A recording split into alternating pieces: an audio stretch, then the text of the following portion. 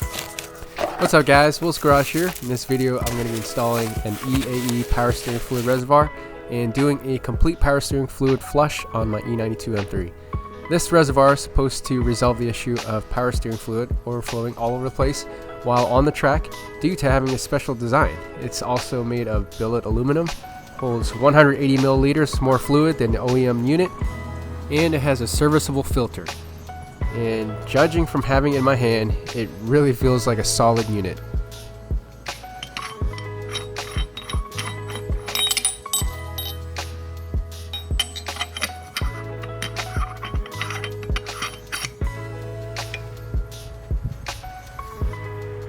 Before removing the old reservoir, I'm going to drain it with a syringe.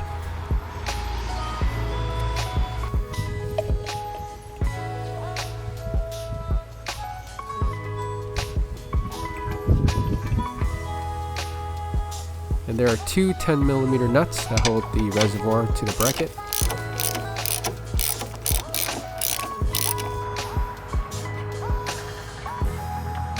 Okay, so one thing I want to mention is before you lift this power steering fluid reservoir out of place, is you can see here there's a metal sleeve that protects the threads.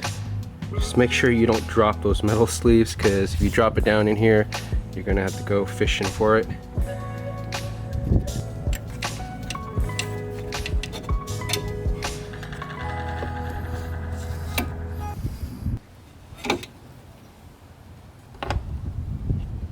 I threw down a bunch of paper towels down there. I'm expecting a mess still to happen because there's still a decent amount of fluid in the reservoir.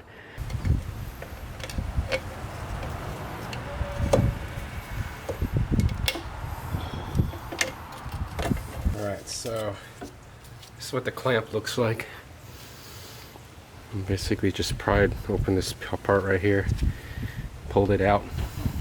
So okay, this top one's coming out very quick and easily. Just gonna grab some paper towel right here just to make sure I catch the fluid as it comes out. Okay, just pour it all over the place.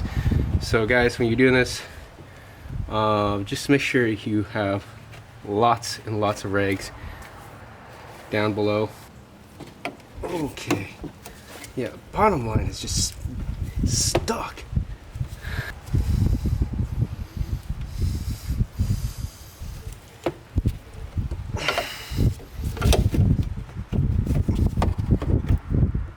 I might just have to cut this thing.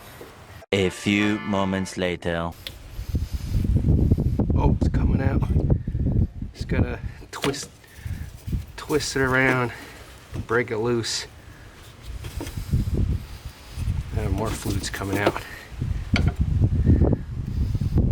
Ah, there we go. Oh my god. Loads of fluid. Here's the old power steering fluid unit. And this is what the mess currently looks like.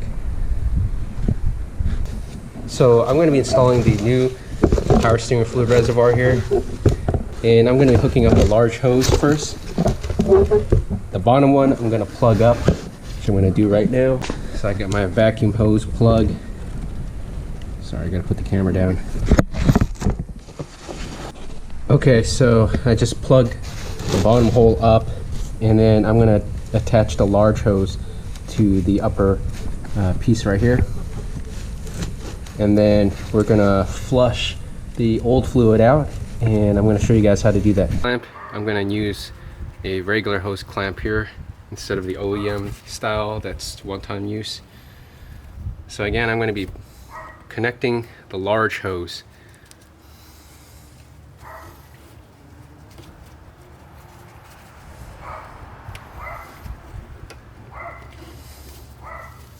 Alright guys, so I have the old bracket reattached to the new reservoir, as you can see here.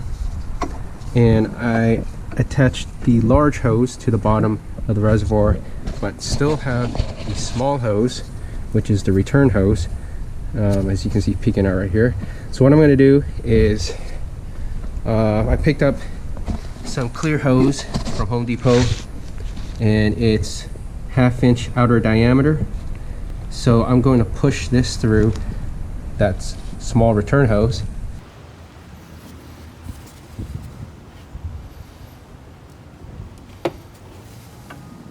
Alright, so this is what it looks like now. So I have the clear 1/2-inch diameter tubing going into the return hose from the car.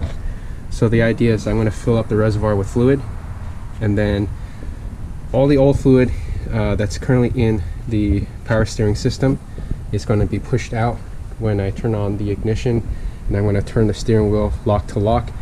So the idea is it's going to push out the old fluid out through this tube into my catch can right here, and when I see the new fluid, that means the system's completely flushed out and should be good to go.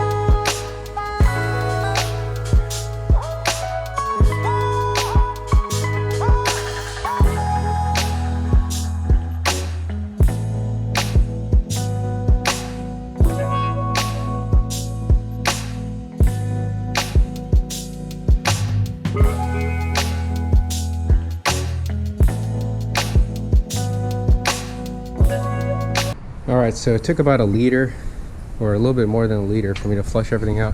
But as you can see, the fluid is all nice, fresh, and green now. So I'm pulling out the clear tube right now.